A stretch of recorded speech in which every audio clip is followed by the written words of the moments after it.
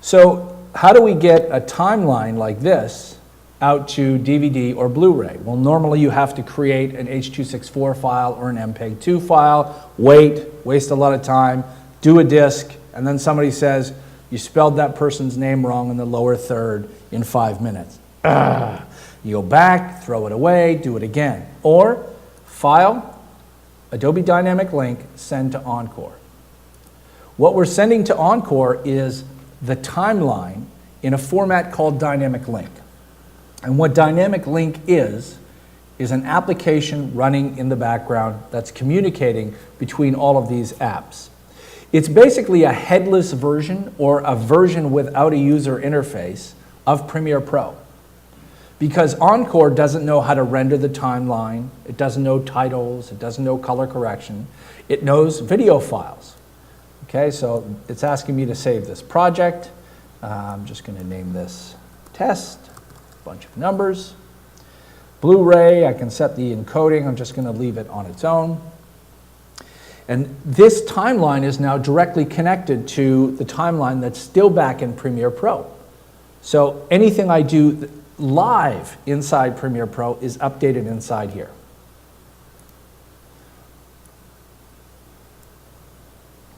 And you can see it's a timeline out of Premiere. It understands that.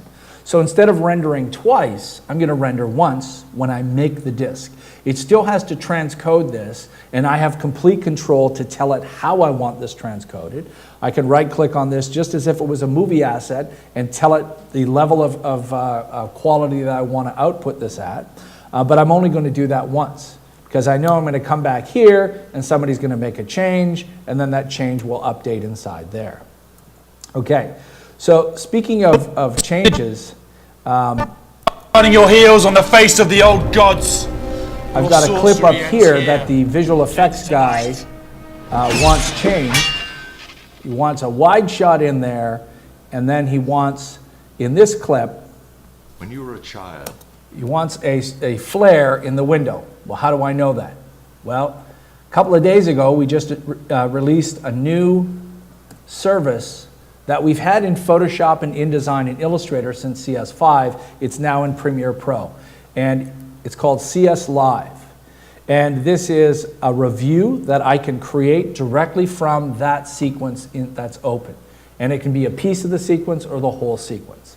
And when I click Create CS Review, this panel opens up.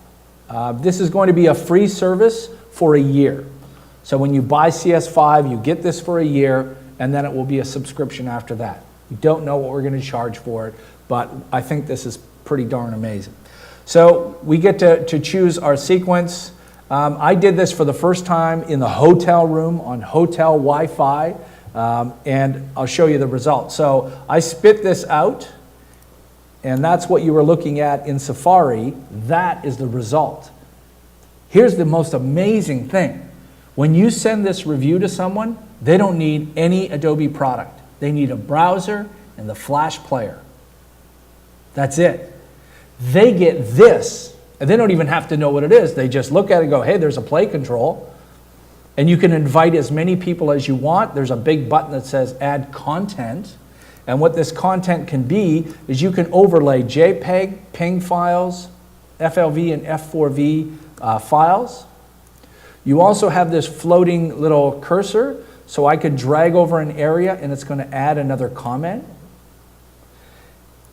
I've got 2 comments inside here. I can jump to the comment, so it jumps me to there. The first comment, I highlighted the whole area and I said, cut to a wide shot of a VFX of lightning bolts, because they have this guy just putting his hand out, and I wanted a bigger, wider shot.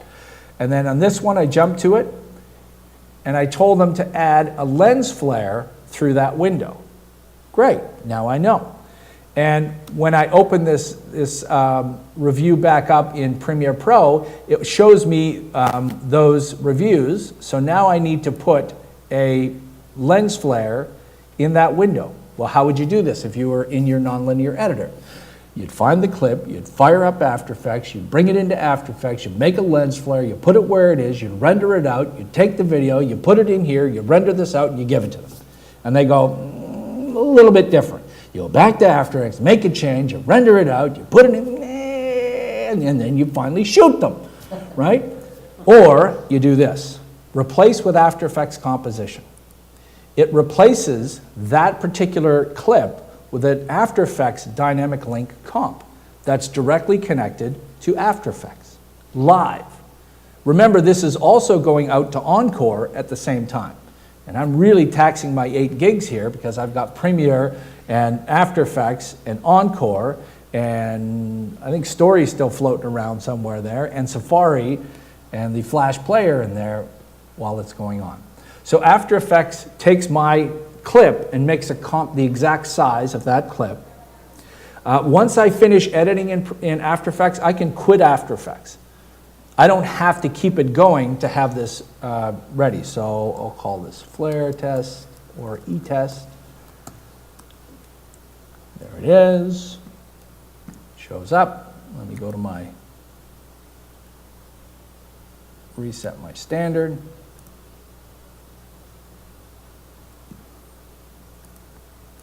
Notice all the markers down at the bottom from the text. Let me type in flare. Let me drop in lens flare, stick it over there in the window. No rendering. Go back to Premiere Pro. Give it a second. He says, oh, please. There we go. Go back to Encore. Go back to the same place. Lens flare. Guy says, we don't like the, oh, wait a minute. And then they'll say, we don't like the red lens flare. We want the white lens flare. Oh, okay, you mean that one? And that one? And that one? You can charge money for that, right? You don't tell them it's easy. You tell them that's a 2-hour render. If this was a big job, that's a 2-hour After Effects render. That's a 2-hour output disk back out of Premiere Pro. That's a premium. You got changes? No problem. Bring me those changes. I'm going to charge you for those changes.